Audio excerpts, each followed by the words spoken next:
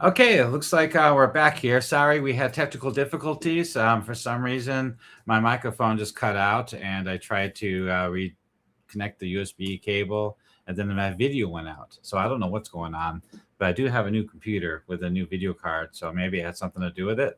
But it looks like I fixed it, so it looks good. If you guys have any questions or comments, please put them in the chat so I can tell me if you hear me or anything. I'm going to go ahead and chat in the video too. Let me go ahead and open that up again. So we got a new chat window. Pop out chat. Okay, hello. Sorry. Okay, it looks like I chatted away there. Hopefully we get some comments here. I don't have any viewers. It looks like everybody's still stuck on the last one. But I'm just going to continue with this one and go from there. So welcome back to the Three Orcs live stream. I do this live stream weekly on Sundays at 7 p.m. to get everybody up to date of the progress of our project all week long. So that way we can be on top of things and let you know what's new and what's been happening. And also answer any questions you have about your campaign or about the material for this campaign on the World Anvil website. It is now March 29th, 2026. And basically, I'm going to start off with a book that I'm in the middle of reading. I talked about this last week. Let's see. Looks like I'm lagging a little bit. But this is Dungeon Crawler Carl. And there we go. And basically, welcome to the first book in the wildly popular and addictive New York Times bestseller Dungeon Crawler Carl series. You know what is worse than breaking up with your girlfriend? Being stuck with her prize-winning show cat. And you know what's worse than that? An alien invasion, the destruction of all man-made structures on Earth, and the systematic exploitation of all the survivors for a sadistic intergalactic game show. That's what.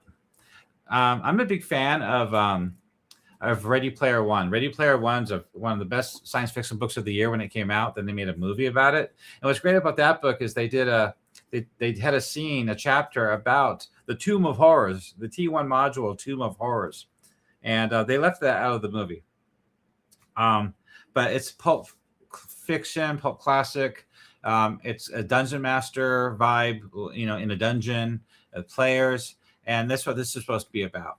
And so far, I'm halfway through the book, and there's some interesting parts, there's some funny parts, but the overall storyline is a little bit lackluster. I'm having trouble keep going from the middle of the book. I'm hoping it gets more interesting. The storyline does, and it opens the world up more to find out what's really going on. I'm hoping that's what happens as I get to this book. Now, I know there's like 7 or 8 books in this series, so it's the first time I've heard of it, and I'm trying to get through it to see if I like it or not. The jury is out still whether I like the book or not, but it's interesting so far, but it's getting a little bit bland so far. Okay, so basically, I want to show you what I've been up to. Now, one of the things we've been doing is, let me show you what's going on here, is how in you go to World Anvil, and you got the search field up here, and you can type it whatever word you want if you know the word, or the character or the location, and it just gives you a search options of where that is located, which article it is in world. There's like 1,350 plus articles, and you have to know what it is, and it's not giving you any answers. It's just giving you where to find that article. They have to go to that article and you have to read it. And you have to read a whole bunch of articles to figure out any kind of questions you might have about your campaign. So we're working on a tool. So this tool is really cool. Basically, what it's going to do is it's going to answer your questions. Like you do on here, you have a question about your campaign, like what happens if the paladin is in Nulb and he's on the pirate ship and he made the bartender mad, what? And the girl's trying to flirt with him. And Romag, the Earth Temple leader, he wants to try to do away with them. You got those kind of questions. And then the constable shows up and he's trying to get help. So you want options. You don't want to answer to a question. You want a well thought out answer with a lot of options. That way it give you ideas for your campaign. And that's the tool that we're creating. So basically, it's going to spit out a narration of what it thinks. And then it's going to spit out all these different bullet point options that you could think about maybe choosing. Also, all the keywords are hyperlinked to each article on World Anvil. Like if it's going to talk about the constable, his name will be hyperlinked, so it'll take you to his article.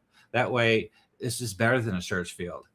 This is an AI-driven question-answer thing, but it's more than that.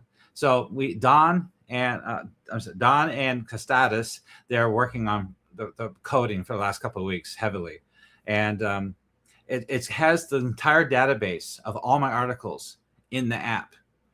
So if you did a Google AI question for this website, asking that kind of question, it's going to struggle. It's going to only pick out a few prime articles and give you a suggestion from there. There's no way it could consider all 1,300 articles.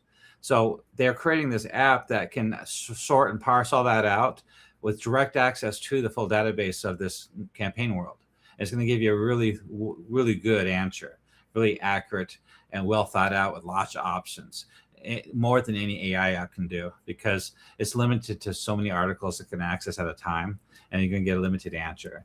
And with this app, it's going to be able to do that. So this is an app we're going to create for free for fan content, so you can all use it at the table. And also, we're going to try to make it cell phone friendly too. Now, lots happened this week. So as you know, this is the Temple of Elemental Evil campaign, and it's for the T1 through 4 Temple of Elemental Evil by Gary Gygax and Frank Mencher. And basically, this campaign is the epic sandbox version of this campaign, where you bring the entire world of Greyhawk to life. And the whole play area is a huge area around not just the village of Nob or Hamlet, but it's more within 100 miles of this location, more of a sandbox. Like, a lot of things are going on out there, like a Game of Thrones meets the Temple of Elemental Evil. And all these towns are fully keyed, just like the village of Hamlet is. So what I did all week was, first thing I did was, okay, you need to follow the videos I had before, because I'm always updating you guys what I've been doing, like the new table of contents and things like that. So one of the newest things along those lines is rumors. So this is really important. This is the first time I actually went and put all the rumors in one place. And I actually thought of a couple of rumors since I wrote this. Well, anyway, it's 86 so far. So this is basically all the rumors for this campaign. Well, not all of them. Anything that's globally known, a global rumor that any traveling merchant or a bard would know. Let's see if we got any chat here. Let's see. I got to make this short. All right. Thank you, Tracy. I appreciate it. Thank you for joining again. Okay, so I decided to put them in a quote, a chat window of each rumor. I guess you could roll a die 100 if you want to do random, but this is basically everything any wandering merchant, traveling merchant, or a wandering bard would know.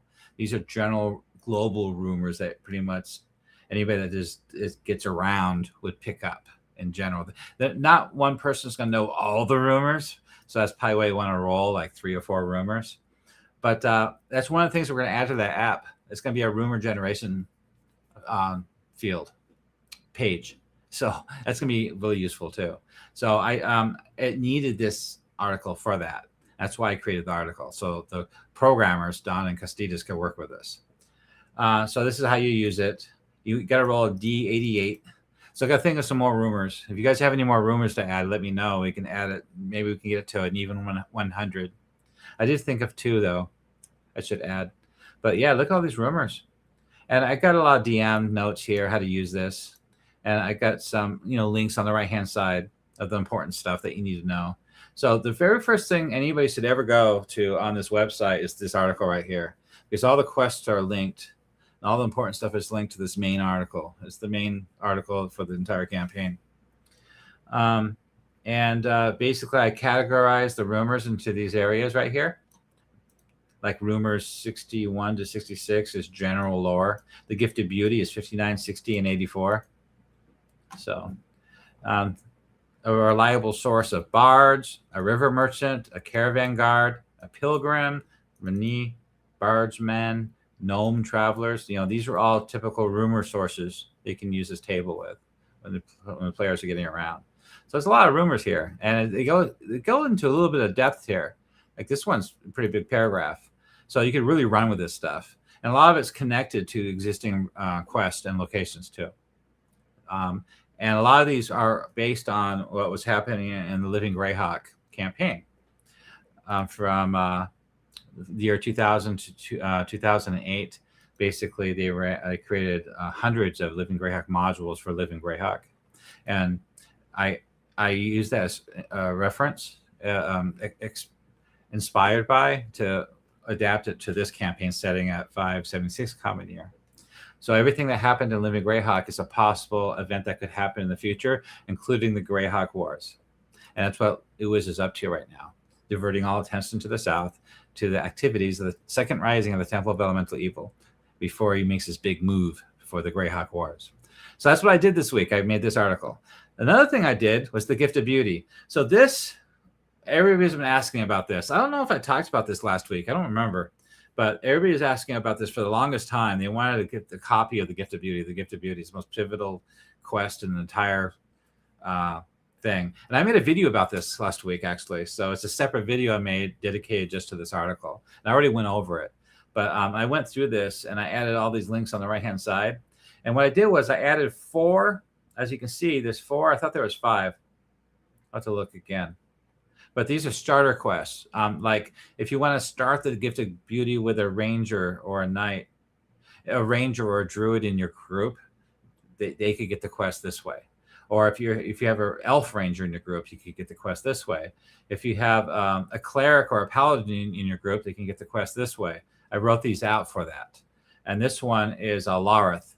So if the party is encountering Lareth and they decided to help or side with him or pretend to take advantage of him, and pretend to work with him, Lareth is going to give them this mission to get the Gift of Beauty for him. And of course, the players can do whatever they want, but that's what this is all about. It's a total setup for that, with a lot of dialogue and a lot of flavor text and narration. So this is awesome. I worked on this last couple of weeks in a row now, and this whole entire article is done. And I went over every faction too, of what's going on in this quest line with each faction. So it covers a lot. All right. Good sound now. Thank you. All right. So, yeah, it's just a big, huge article that goes over this. I remember talking about this last week. Part 7 is the NPC quick reference list of all the NPCs that's involved in this quest line. I didn't hyperlink all of them. I did some of them, like Lord Delavue. I suppose I could go through this and hyperlink all these. I probably should. There's a lot here. Okay, so I worked on that. Okay, so the next thing,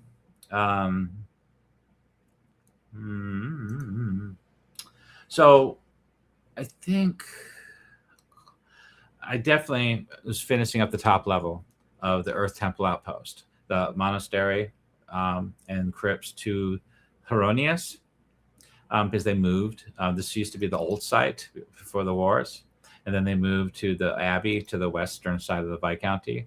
And I explained this the last 2 weeks in a row. And the map here is the location. I'll show you again in case you haven't seen this before. This is the Viscounty map. Every hex is 3 miles. And if I do the DM layer, there we go.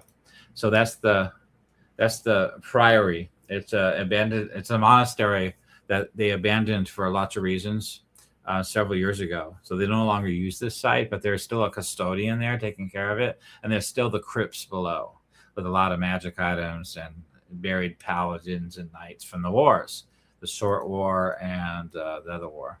Anyway, the main article has all this information in it. So you have the total canonical lore to go by without a doubt. So if you really want to get into that with your role playing, it's all there. Don't worry about that. It's hard for me to remember that stuff at the top of my head. All right, so they moved the capital, the main base place where the bishop is for Heironeous. They moved it to the Abbey of the Valorous Knight on the western end of the Viscounty. They also have a huge temple in the city of Verbobonc too, of course. But this is the Abbey of the Valorous Knight pretty much took over the location of this old site, which they no longer use. There's a lot of reasons. Come on, stop. There's a lot of reasons why they abandoned this place, because obviously it's out of the way now. All the attention's up there, money, politics, a lot of those reasons. And it explains it in the article. I just want to show you the map. So, and this main cover page for this site is right here. Everything you want to know about the site. And it's where it's positioned to the village of Hamlet, and that's the fire temple up there. about north of the village of Hamlet. And I talked about this last week too. So on the right-hand side is, as you can see, over the week, because I got 23 locations. Yeah, I got more. I got 24. Let's see. Yeah, I got 24. I had to refresh. So let's go over that real quick of what he did. I'm not sure where I left off. I think I left off at the Chapel of Heironeous last week. So let's look at the map real quick. The map. Let's see. I gotta pull up my map. I had it open before I had to reboot. Let's see. Is it my downloads? Nope. It's in my projects folder. Let's see, documents, projects. What? Oh, D&D projects. And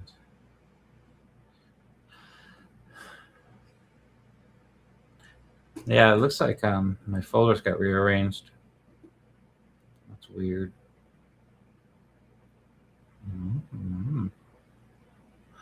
Well, no big deal. I'll go to Discord. Because you remember, Discord's great because we talk about this every day. Whenever I write an article or artwork, I put it in Discord for you guys to approve, to discuss, to critique, to help me figure things out, get it right. And that's what this Discord's for. It's also to answer your questions and to talk about the campaign and all the material here. So let me bring this over. So this is the Discord. Actually, I need to save this. That's a good idea. I'm going to save it to my downloads folder. That way we can zoom in more. Good idea. Good idea. So we're going to zoom in on that. Okay, bring that over. Let's see. This is a work in progress. It's not done yet. So get that. Make it bigger. All right. I think I need to make this taller. I need to make it at least 10 feet more north because this hallway is not working next to the temple. That's the main temple. There's the stables and the wagon building, the barracks, the leaders. So this is all keyed now. I just need to finish the map. You know, I have to go through. This is a low resolution version. I exported it in low resolution. So I can I'll export it at normal. I'll export it at normal resolution for you guys for free as fan content, so you can use it however you want. But for Patreon members, I'm going to also export it at a really high resolution for them. That way they can print it up. And I'm going to create a whole bunch of VTT tokens for this, for the members only. Okay. I wish I could show this at the same time. Can you see that? I'm going to see what I'm looking at here. There we go. I'm going to make this smaller. All right. I got them organized now. So I think we covered, I don't know, Marins? I know I did that last week. I did Marins. I did Cadex. He's the commander of the forces, like a fighter. Cadex is the wizard. Just look at him. So this is his chambers. So as you know, you can see from every article I write, I start off with what this is, a DM description of what this is, flavor text to read to the players when they first walk in, the features in this chamber with some DC checks, and more DC checks about specific features in this room, like the knightly carvings, his chest, what's in his chest.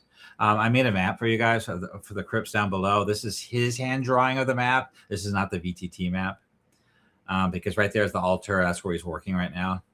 He's excavating something really secret down there that is a buried altar chamber.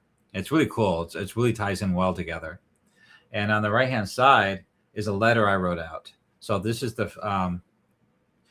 picture of the letter, and I actually typed out the letter contents, so that way you can give it to the players. And it's a pretty long letter to Clan G-Link. Clan G-Link is one of the gnome clans in Tolver in the Greenway Valley. And they're the ones behind all those gnome raids that's happening in the Viscounty, the political turmoil between the gnomes and the humans. So this is evidence right here. Very valuable evidence for the players to get to the bottom of what's going on in this campaign. So that's, I created that. And so that's what that room is. That's 13. And 13 would be right here. That's 13. So I got to adjust the size of these rooms still. So 12 is the commander, fighter. This is the barracks. That's where all his men is. And that's the wizard. Then the next one will be the chapel, of course. And we know the chapel is fully flussed out with a lot of stuff. Yeah, I remember going over this last week. They haven't figured out how to get into the altar yet. See the secret chamber in the altar right there at the bottom? And these two things these two animated helms come to life and start throwing lightning bolts around. Yeah, I remember talking about this last week. So that's pretty cool. And that's right here, number 14. I sometimes wonder if I make the rooms big enough. Because, how many squares in a room has a lot to do with tactics in D&D, how D&D works, the combat system. And I noticed a lot of rooms are just too small when it comes to the mechanics of the game, especially older D&D modules. They're just not realistically sized. It doesn't take into consideration movement. How fast they can charge and moving around and what they can do. And so I remember in the past, the players would just beat everybody up. They'd just be over like ants, ants on a piece of food. You remember that wizard in the U1 module? He didn't have a chance. Players ganked him in the first round. He was only 20 feet away. See what I mean? Anyway, so now we got... the Sacristy. So this one's going to be 15. It's a vestment chamber, for the temple. It's just, so the first part is what this place originally was meant for. Then it got taken over by their temple. And then the flavor text of what it looks like to read to the players. The features here, it's got a setter, a vestment closet, a stone prep table. Supplies are here by the Earth Temple. They brought some supplies, and they got Duergar working with them. So I still got to key them down below. The vestments have been defaced. There's a hidden cache here. This is the custodian. So they took him prisoner. He's got a prayer journal here and a holy symbol and oil. And in his journal, it says all this right here. DM notes, a lot of stuff happening. Common player actions. I searched the closet. I remember talking about this last week. Here's his prayer journal right here, all written out for you. In fact, I made a graphic for this. That's right. I didn't put it in here. Let's see if I didn't put it in here. I made a graphic for this. I need to add it to this article. Okay. I knew I forgot to do something. All right. So that was 15. And that was going to be, I think it's right here. I'm moving these around, by the way, as I work on this. I'm moving rooms around. They're not, these aren't labeled right yet. Because I did a lot of changes in the last couple of days. Like this is going to be the Knight's Armory right here. The scriptorium. So this is basically where they do the records chamber. Everything you need to know about this, and a lot of clues, and a lot of ledgers, and a lot of information, and on and on and on and on. Things that could happen, the scribes, and all sorts of stuff. All right, so then we got 17. So this is the leader. This is his quarters. The leader, obviously, everything you expect. He's taken these quarters over, by the way. So he's got that magic item called Stone Fang, that magic hammer. A whole bunch of DM references here, DC checks for you if you need those. He's got a research table. That I created this one. This is his excavation journal. I decided these are different pages in his journal, but I put them all together on one image for you. And I also typed them out here too. That way you could use that for copy pasting. Tactics and DM notes and all sorts of cool stuff. So I think his chamber 17 was right here. I think it might still be there. I'm pretty sure it's still there. And 16 is the scriptorium. I think this one got rearranged to something else. Yeah, 23 is the cell. Yeah, this is a different. This is the kitchen right here. This is that's the kitchen. That's the larder. So these numbers have to be switched around. Anyway, all these chambers, all the leaders' chambers are all written out and done. They took the Oath Hall and turned it into a counting room where they count the loot they get from the merchants. I created that article. This is interesting. This is the prisoners. So this is where they keep the prisoners at. I'm going to make this room into the prisoner area, number 23. I'm going to have to change it a little bit and add cells. I'm going to add cells to this and change the dimensions a little bit so it kind of matches the picture. But sometimes, I get a really good picture, but then I'll have to change the map a little bit to make sure it's accurate. Oh, I gotta see if you guys are chatting. I don't know if you guys are saying anything. Let's see. I got way too many windows open. Let's see. Here we go.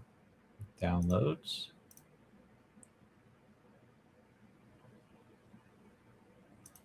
There we go. Okay, I can see you guys now. All right, so the guest chamber is pretty interesting because you got a guard here and you got the prisoner. And Havlin, he has his own article now. I created that article too this week. So he has his own article with history and background, personality. Let's take a look at him. Open it up in a different tab. So he's praying in there to Heironeous. He's the man who stayed. He's the last one there. He stayed behind to watch over the crypts. So he's got a storied past, a lost history, what happened during the fall with Romag moving in, muscling his way in with the Earth Temple, what happened, how they took over. They kept him, they made him prisoner in the guest cells. They use him as leverage, they use him as interrogation, and they use him as a spiritual suppression. So there's a reason for this. What I'm going to do is I'm going to connect the crypts down below. They're sealed with oath seals. And they actually broken some of them already. They toppled the statues in this other room coming up. But they still can't get to a lot of it because this custodian has the power to lift them. He knows the rituals. He knows what to say. And they're trying to interrogate him. So first off, there's a leverage. So in the city of Verbobonc, officials of Heironeous clergy or any kind of mounted patrols, if they ever arrive here, Havlin can be cleaned up and presented as a custodian who willingly granted shelter. A living witness who appears unharmed diffuses any kind of suspicion. In reality, speaks under the threat of harm to other prisoners. There's other prisoners here, by the way. And they're listed down below. I was thinking about making separate articles for those prisoners too, because they're from legitimate other places in the campaign. They're not vague like you're used to seeing. Interrogation. So Thravak and Varner are questioning him regularly. They beat him all the time, I guess, about the altar, trying to open that altar up in the chapel, and the sacred geometry there, the ward stones, the hidden function of the Earth Temple priests cannot decipher through brute force. He's not broken. Sometimes they ask with courtesy, sometimes not. He gives them nothing. Spiritual suppression. Vernor suspects that Havlan continued faith is sustaining something in the crypts below. So I'm going to have to tie all that in together too. Restless spirits, lingering wards, divine protections that resist the Earth Temple's desecration. Killing him might unleash whatever his prayers are holding in check. So they keep him alive and hope that his faith erodes. It is not. So this is a good role-playing material here for the campaign. It adds a lot of stake to the adventure. Okay, so faith is his infrastructure. It talks all about him, his faith, and everything he believes in, and what they're trying to break with him. He's got clues, traces in this complex. So in room 4, area 4 is his herb patch, his garden outside. 6 is the outer courtyard. There's a fragment of the original plaque found in the basin, in the fountain. 7, the stables. Carved in the post is this: Heironeous sees even in the shadow. And 8, in the interior service hall, is a hidden cache. Investigation DC 17, if you don't roleplay. A rough sketch of crypt level. 11, the knight's access corridor, is incense. The sacristy, number 15, a hidden compartment. And 19, the oath hall. it tells when he was, there's a plaque there when he was appointed in 571 Common Year. So there's a lot of clues throughout the facility about him. What will happen if you rescue him in the aftermath? So these are good DM notes to help you, figure this out in your campaign. Give you some suggestions. This is what he knows. This is what he'll not share immediately, like the crypt level secrets. What he can do, though, he can pray, he can guide, he can serve as a witness. His testimony before the Viscounty, the Holy Order of Heironeous, or even the Archclericy of Luna, Canon Hazen, can rally Heironeous faithful across the region and add political weight to the case against the Temple of Elemental Evil. Personality and role-playing, of course. The campaign significance here, how important this is. On the right-hand side is his stat block. So he's only armor class 10 with 6 hit points. He's so old and frail, he's not of any use in combat. But he does have some special traits. He's got the Dawn Invocation once a day. He's got the knowledge, and he's frail. Lawful good, and all these linkable things here. The timeline, he was born in 518 Common Year in the Cron Hills. This is his hidden caches throughout the different rooms. Emotional payoff moments, what could happen, and your character reference and DM reference. There's a lot here. So it really covers it. So that's a character article. So back to the cells. So he listed on the column on the right pretty well, a lot of stuff here. But down below in the middle is the prisoners. So cell 1 is him, Havlan, Halvin. And more information about he's not chained, he's not gagged, he's not broken, things like that. Cell 2 is Barrick Hulst. He's a caravan guard. Yep. When they hit these caravans out there in their raids, they're going to take prisoners, and he's one of them. He happens to be one of the guards. It talks all about him here, what he's about. He just doesn't have his own article. Barrick is angry, scared, and looking for any way out. So what will happen if he's freed? Things like that. He's got a guard stat block. So then the cell 3 is Pilnik Brassbottom. He's a gnome gem trader, and he's from Shirnob. So there you go. All this information there. I didn't go into too much detail there, but he has been interrogated twice so far. The cell 4 is a merchant, Davin Millwright, middle-aged cloth merchant. So there's a whole thing on him there. The jailer here is a guardsman. So there's an actual NPC guarding the cells and how to run him. If confronted with force, if presented with Thravic's seal, if approached with deception like the disguise, if bribed, no.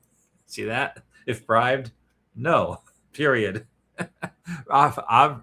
Orvik does not take bribes. He's loyal to Thravic specifically, not the Earth Temple doctrine, but the man. So if the party has already cleared their north wing, then he'll be aware that something is wrong. The cell themselves, about the cells, what's in the cells. His cell, Halvin's cell, what's going on in there, some DC checks for that. I accidentally made this all bold. I don't know why. The guard has a stool, rescuing the prisoners, rescue path out of here. After the rescue, what could happen? Dungeon Master notes. So there's a lot here. Common player actions. I attack the guard.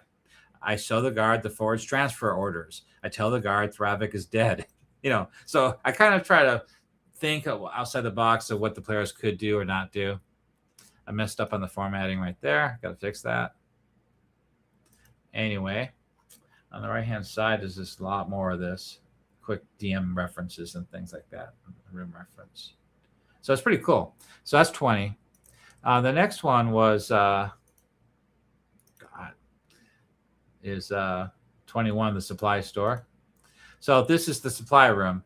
So the supply room, is everything you'd expect. Stolen cargo, gnome crafted goods, sealed Langmar, Lord Langmar, House Langmar, one of their crates, stuff like that. So there's a lot here about what's in here. The sealed crates, his jars, the root cellar. There's an actual root cellar underneath the floorboards. And if you look at the picture, you'll see the door to the root cellar right there. So this would be 21, and this would be that's going to be this small little room right here. I still have to rearrange these rooms a little bit, but that's where it's going to be right next to the kitchen. All right, so the next one is 22. So this is the Hall of the Final Vigil. This is basically a mortuary procession chamber. So this is going to be I was thinking about this, and this is one of the reasons why I have to redo the map a little bit. So they have a ceremony in the temple. This is when like a fallen paladin or a knight, and they're going to be entombed here. So they had a ceremony in the temple for it. Hours of that. Then they finally take into these doors. I got to make these double doors into this great hall here. And then that's this room right here. And then they're going to take the body down the steps into the crypts. So they're going to prepare the casket, prepare the body, whatever, here under ceremony. And this goes over all that detail here. A lot. There's stone guardians here. What the Earth Temple made of it. Oh, so this is what the Earth Temple did when they came here. They changed it. They added a barricade. They added a stonefall trap, crossbow slits in the barricade, and the staircase was narrowed with loose rubble. So only one person at a time can go down the steps. Entering the hall, flavor text to read to the players, and more details about the stone guardians, the stone bier, the flame sconces, the vestment alcoves, the wall inscriptions. I wrote these wall inscriptions to put over the statues. I also named those statues too, by the way. Right here, see this? Yeah, they're all named. So you can match them with the statues outside. And the altar, this is a small Elder Elemental God altar here that he added. The staircase going down with a bunch of DC checks, excavation staging area, and the encounter here. And I gave you a chart of what the fight will look like, who you're going to be fighting. It's usually 1 to 2 Earth Acolytes are present with a guard. DM notes and tactics. This is the loot summary chart of everything that could be looted here in this room. Pretty cool. And on the right-hand side is just more bullet point. See, I condensed all this stuff into bullet points on the right for quick reference, as you can see. But DC checks too. I created an artwork of the steps going down into the crypts. That'd be cool. I just decided to do it all of a sudden. So anyway, defensive setup, quick bullet points of the defenses here. Common player actions: frontal assault, stealth approach, destroy the altar, examine, inscriptions, restore. What will happen if you restore a toppled guardian?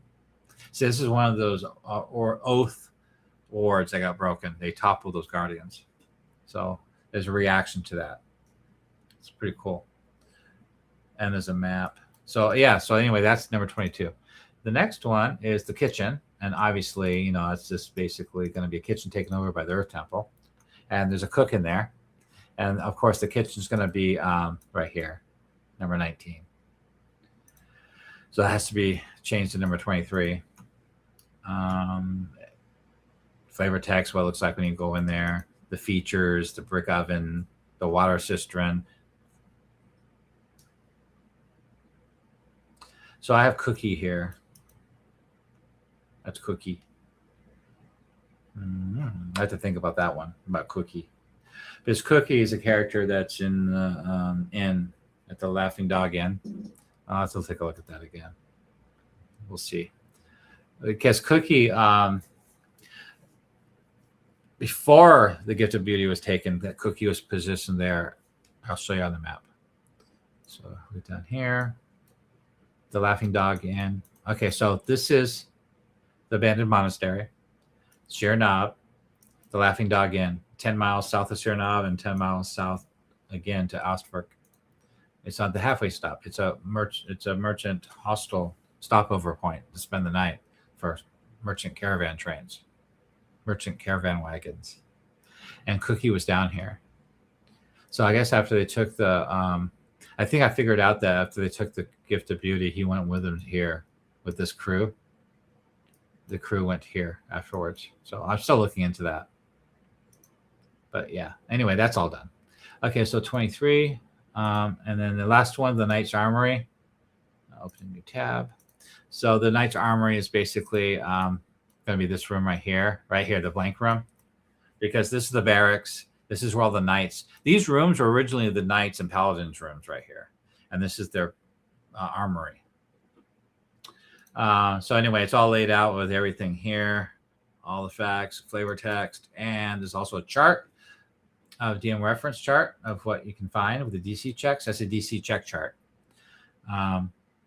There's a false flag here. This is campaign critical, by the way.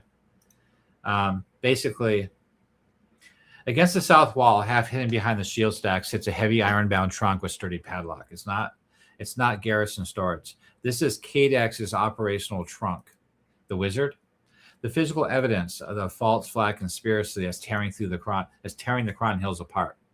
So basically, these two are disguised with magic, or disguising themselves as gnomes, and they're attacking mounted borderers and other human merchant caravans out there, causing this turmoil in politics. And they're the cause of it. They're doing they're doing these raids, and they have these false flags as evidence.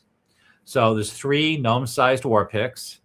There's 2 mounted borderers patrol surcoats, so they can disguise themselves as mounted borderers and hit a gnome caravan with that. They got forced travel documents in case they get stopped. They got pouches of gnome clan badges, so they can actually use their disguise and use these badges to pretend that they're part of a clan causing problems, to point fingers at each other. They also have a folded operational brief, so it's kind of interesting. Gnomus bandage, scattered Forge clan badges at this. Oh, that's what they do. They scatter these Forged clan badges at the scene. After they hit the raid, they'll just throw them on the ground. So it's pretty cool. Total evidence value. If the trunk reaches Verbobonc intact, it's enough to prove the false flag campaign exists. It will implicate on Clan Zelink, exonerate any clans, Brass Bottom and Hillwich, connect the missing third ride patrol of the Earth Temple, and establish that a figure identified as R is directing the attacks from the Greater Temple Network, combined with Slickini and Zelink letter from Cadex's chamber. There's a letter there that I showed you earlier. That letter I made an image of. Okay, so the Oath Blade chest is empty. Cadex escape route here, encounters, combat, DM notes. Lots of notes here. So very useful for running this room. On the right-hand side, all those DC checks I told you about. Okay. So this is evidence here is really worth a lot in this campaign. So that's 24. So all 24 locations, all the locations in the upper levels done.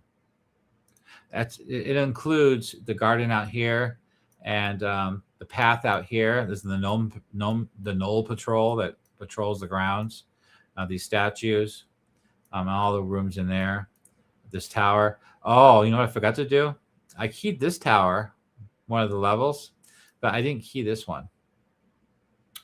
Dang it. So we're going to have 25 locations. Oh, and then I think, oops, dang it. And I didn't key the other one. All right, so there's 2 more towers I got to key. I'm busy. All right, so if you guys have any questions about this campaign, this material, this quest line, this location, please ask away here in the YouTube channel. I can answer them for you. I don't know if you guys are sticking around for this newer version. I started over again. Let's see if you guys are still here. Yeah, there's people in here. If you have any questions about this, let me know. I know it's confusing that I had to start over again. All right, so I did all that. I wrote new character articles for Havlin. I need to write some more character articles, obviously.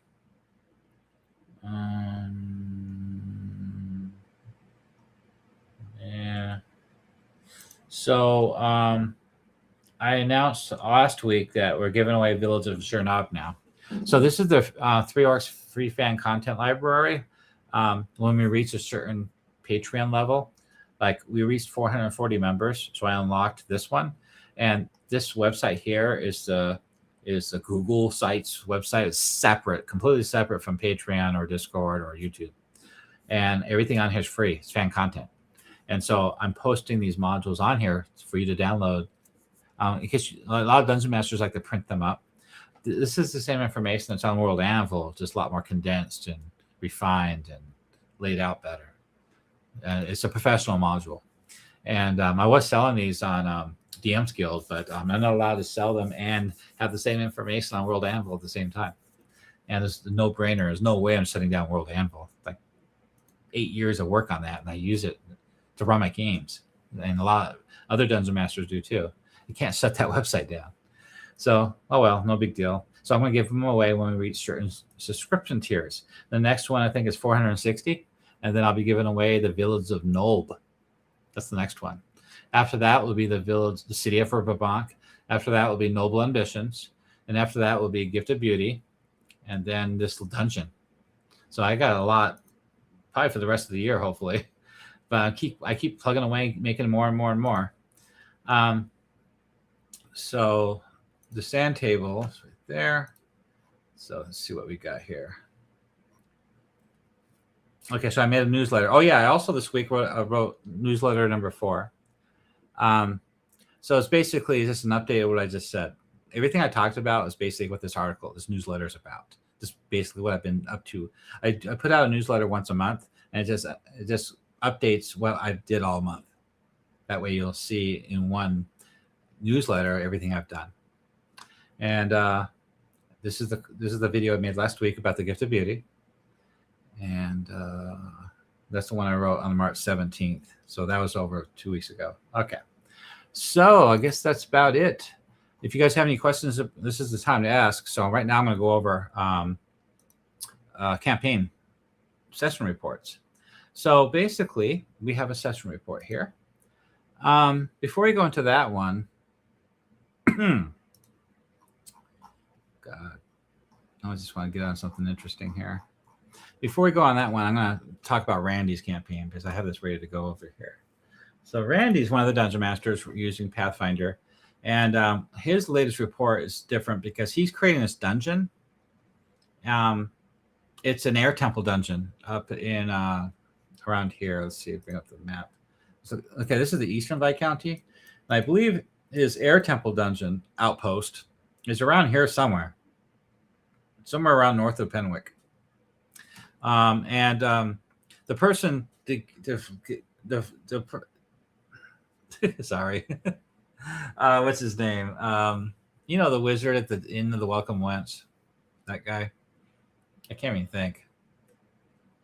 What's his name? Something boy, talk boy. I can't even think. Anyway, you know the wizard, Spugnor. I call him Spug Boy. So Spug Boy has that quest where he's trying to talk the players into coming with him to find something of high value to him as a wizard, and it leads them to the air temple. And so Randy created a dungeon for it, and he created VTT maps. It's on Discord.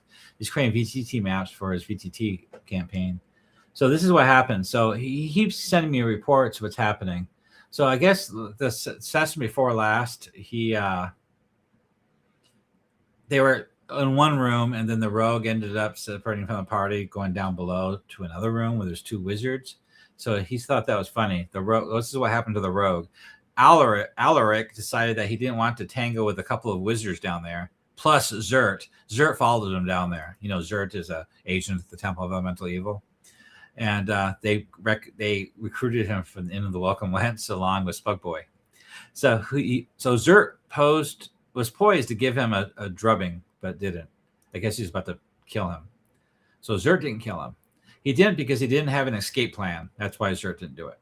The pillars in this room were disabled, one permanently, so the portal went down in the Mephit room. The Mephits, knowing there was no way home, being trapped in this place, was not on the menu, decided to flee like little bitches, and they look at the attacks of opportunity, letting their damage resistance shrug off the hits before fleeing the dungeon. So they will have consequences for Penwick should the Mephits congregate there. The players dawdled a long time in the alchemy lab, but not realizing the value contained there. Since Rorik, one of the players, and Thyra fled to the lab and went all the way to the bottom to warn Venner. So Rorik and Thyra is the 2 air elemental priestesses. Priest and priestess. So they fled the lab and went all the way to the bottom to warn Venner He's the high priest there at the Air Temple, and they took the finished products with them. Venar, the leader, only has 2 potions of gaseous form, and he's getting one to escape and left one for the 2 to fight over. Kelno and the Air Temple are dealt a crippling blow. Kelno is the high priest of the Air Temple and the Temple of Elemental Evil. So he was dealt a crippling blow because the income from their potion and scroll factory here came to an abrupt halt. So the players put a stop to their endeavor, to their monopoly or business. So now this is funny. Evil turns on itself for sure. 1 potion of gaseous form, 2 wizards, no other escape. So what do? They fought each other. So Randy, the DM, decided to have the 2 wizards of the air cult, or 2 priests of the air cult, fight each other for that 1 potion. Thyra got the upper hand, beat him to unconscious with her quarterstaff. She softened him up with a magic missile and had nothing left than a magic weapon spell, which he used on his dagger. She bashed his skull, took his stuff, and quaffed the potion and get out of there. Venar will return to the Air Temple with their products to present to Kelno in the hopes that his master doesn't kill him for his incompetence. Thyra will decide if she wants to scroll. So this is what his game looks like on his VTT. And that's the map he's been making. The maps he makes for his VTT. So nothing like a toe-to-toe melee with 2 wizards who have no more spells left. All right, so that's what happened in his campaign. Oh, so we joked around about it. You know that famous quote, "My brother Otis gave it to me"? So I guess Elmo was with the players, and he forgot to use that quote in role-playing. "My brother Otis gave it to me." Something's got to be done. All right, so G is a new member here, and his name is just G in this room here. And he just joined the 3 Orcs Discord, and he said that his Temple of Elemental Evil campaign is already 20 sessions in. 20. So in my campaign, one of my last campaigns at session 25, they're all 3rd level. I think one barely just made 4th level, and they're way down here in Ostford. So they're right around here at the base of the Lower Mill Mountains, because they're going after this orc warband that they're trying to track down the Gift of Beauty, because the Gift of Beauty went this way first. And so they're tracking down this war camp out here of orcs, and they found a dungeon. It's a similar dungeon to the monastery, because I made this several years ago before that monastery. So that's where they're at. But anyway, in his campaign, his party skipped the moat house and most of the top 2 floors of the Temple of Elemental Evil. They snuck through the 3rd floor and started fighting on the 4th floor. So he looks like he's running a traditional T1 through 4 Temple of Elemental Evil module campaign, where they just go straight to the module and start going through the dungeon. And then, we used to do that in the 80s. They're currently in room 402. They just fought 2 clerics, 10 bugbears, and 4 trolls. 1 death move. So I guess he's playing this role-playing game called Daggerheart. I don't know what that game is. But the PCs are low on resources, and the temple leadership is going to wear them down, kill, or capture them if they don't retreat now. And they might not. Interesting times. I've already decided that if the PCs don't topple the Temple of Elemental Evil, then Robilar will. Robilar is one of the famous Gary Gygax group players. It's part of the history of the World of Greyhawk. And I guess he's the one that cleared the Temple of Elemental Evil, the Second Uprising, in that book, in that storyline. But in the module, it's the players that are going to be doing it. So I guess he's deciding to have Robilar do it after all. If the PCs do get captured, something will happen, but I'm not sure what. So I said, great, thank you for sharing it, and gave him some ideas here. And he said, I think the PCs are in trouble if they don't run. They won't be able to get any rest. They still haven't met the Hill Giant Druid yet, but I don't think the NPC is enough. I'm going to hook. So next thing he's planning to do is he's going to add this hook against the giants. But I won't push it. There are potential hooks if they rescue Thrommel, which doesn't look like they will. Also, the PCs lost a bet and will probably go to the city of Greyhawk with Chert churches from the Gordon novels when they get a chance. So that sounds really good. I suggested that, the leaders of the Temple of Elemental Evil are going to have something to say about all this, and that you should check out Hadric and Senshock and all them, and their character, those NPCs are going to have to be adapted to his rule set, and he's going to have to investigate to see how powerful, what resources these NPCs have at their disposal. When it comes to planar, interplanar help, and scrying, and teleportation, and summoning, and demons, and what kind of resources these NPCs have to really take care of those players, because they're not going to let something like this slide, what they've been doing, unless they've been sneaking around and nobody really knows the players or what they've been doing, just the results of some killing. I don't know how his session went, but it seems to me like these high-level NPCs would figure it out and go after them. Because you remember, even in the T1 module with Lareth, you kill Lareth, the Gygax wrote that they're going to send a 10th level assassin after that group to kill the group. And that's just that. This is a whole nother level. This is the entire organization of the Temple of Elemental Evil you're messing with. You can't just walk away. They're gonna find them and kill them. And so you really got to figure out what kind of resources these high level characters have. So that's what I suggested. So I also suggested that it's their fault for not being more careful. It's not supposed to be a dungeon crawl. You're supposed to pitch the factions against each other. And a lot of other Dungeon Masters, their groups are successfully doing that right now in their groups. So they're really, really tearing the place apart with the different faction, the war between the different factions, and making them fight each other and losing a lot of resources that way. And the players are right in the middle of all that. It's great. All right, so Custodes, his group, he's going to update Chapter 24. The Temple's ablaze. The three-way war begins. So he's the example I was talking about. So his player started a three-way war. So this is his. He's got a tool that creates session reports based on. He records audio on his sessions, and then it records it and puts it into chat, and then it creates a session report from the recording. So that's pretty cool. Really awesome technology. I'll make sure we're reading the same thing here. Yeah, the Chimera. The Fire Temple bought a Chimera, by the way. Because every week they're recruiting more stuff. And I have a whole article about recruiting for the Temple of Elemental Evil. So it's very conceivable the Fire Temple could actually get a Chimera. And he did it logically. They had spent a lot of money on that. Cost Alarum a lot of money.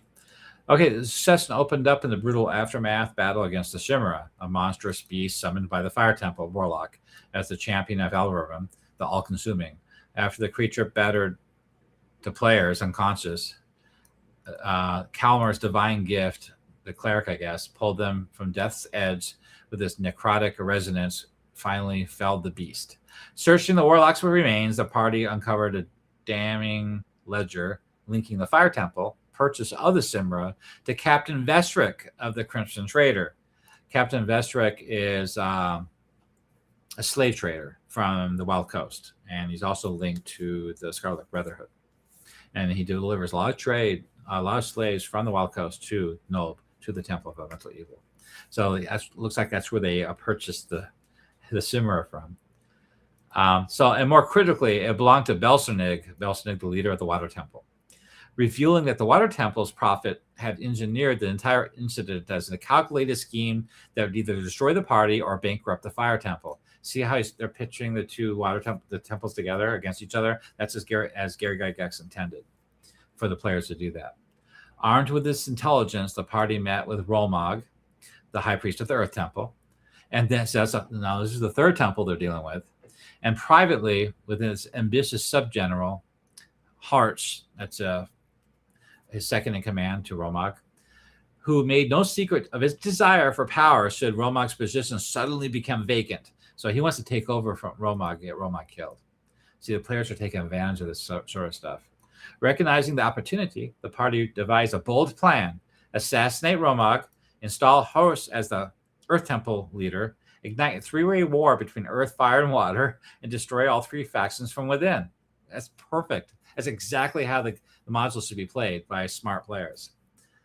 This is really well done, I think.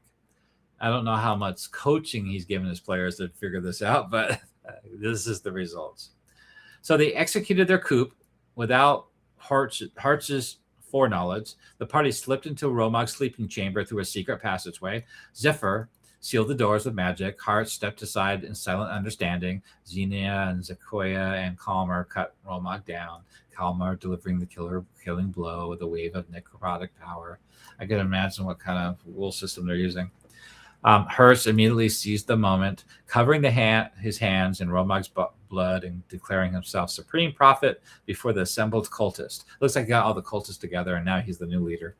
Naming the party the Elite Vanguard. So now the party is labeled as the Elite Vanguard for the Earth Temple. They call themselves the Obsidian Edge. The party then descends into the second dungeon level and manipulates Alarim of the Fire Temple into launching a ferocious assault on the Water Temple by revealing Balsernig's betrayal. With the Fire and Water Temple already tearing each other apart on the flooded, steam-choked battlefield below, Hartz unleashed a full-scale Earth Temple charge. When the Fire Temple bugbears barricaded the stairwell that stalled their advance, the party bypassed them through eerily quiet Air Temple, narrowly evading the Wrath Guardian, and emerged into the second level behind the enemy lines. The session ended with Xenia striking the first blow against the Fire Temple bugbears, opening the battle to break the stalemate and tip the war in their favor. Very well done. So I guess he uses Notebook LM to put that together, and he has an app that he created that created this. So this app that you see, this stuff you see on the screen here is one of his session reports that his app creates. So he put it into phase 1, then phase 2. Everything I read is basically outlined in these phases and these events as I read them. I guess they used the Broken Blades is a mercenary group out of Nulb, and it looks like they hired him. Yeah, they recruited the captain and the Broken Blades. So it looks like they have a little mini army there. These mercenaries are for hire in Nulb by anybody, even the bad guys. So players need to take advantage of that, or they're not going to do well. Panic of the Innocent, the Slaves, the War, collateral damage. Phase 1, the Fog of War. Phase 2, the Corridors, Fire versus Water. War attrition, the decisive actions of what happened. So everything I read is all laid out right here. So it's pretty cool. The Kelno wild card as the war is going on. The aftermath. Phase 3, the war is over. And that's it.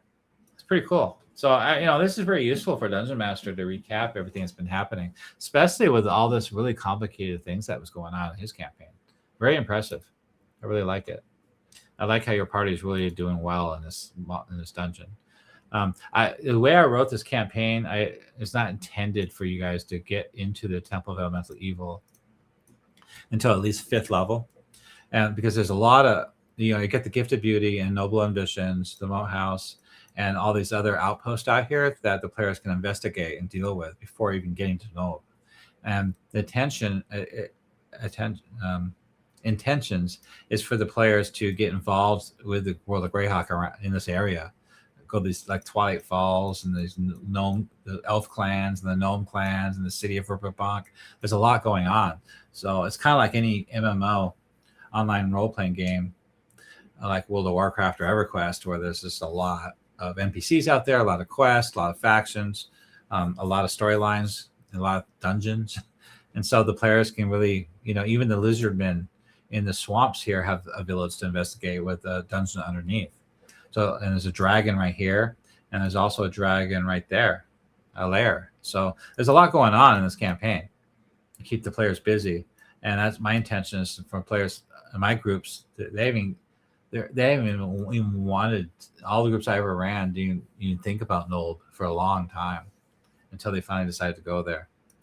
So you have to be at least 5th level. It depends on the rule system you're running, depending if you got a hero rule system where you're all super powerful superheroes, or you're running traditional Dungeons and Dragons where you're not a hero yet. You're just a peon, a peasant, until you start gaining levels and get more powerful slowly. All right. So if you guys have any questions about these session reports, please let me know in the YouTube channel here. I want to see who's still here on my screen and see where we're at, because I think I'm pretty much finished here. Okay. Yeah, it looks like we lost a lot of viewers because I started over, but that's okay. And you guys, they can always watch it later. All right, so let's go ahead and wrap this up here, if I can get to it. Okay, there we go. Oh, well, thank you for joining my 3 Orcs live stream. We had a rough start, and I had to start over again, and hopefully you guys find this video. And I went over quite a bit of things that's been happening in this campaign. I'll be doing this every week, a recap of everything that's been going on. And I'm getting close to start this week. Next week, I'm going to start working on the crypt level of the Earth Temple, the abandoned monastery of Heironeous. I'm going to start working on that. I got to start mapping it out, start keying it. So that's going to take several weeks to get that done and tie it all together with the custodian. So that's going to be really interesting how that turns out. And then after that, I'll probably move on to the air temple or something. Well, if you like what you see here, please hit like down below and follow so you can keep up on these videos. And you're more than welcome to come to the 3 Orcs Discord channel. That way you can collaborate and join the conversation and get involved with this project to run the greatest campaign ever written for Dungeons and Dragons. And also, please join the Patreon just to get free content of the fan content of the maps and the menus for the taverns and other artworks and stuff.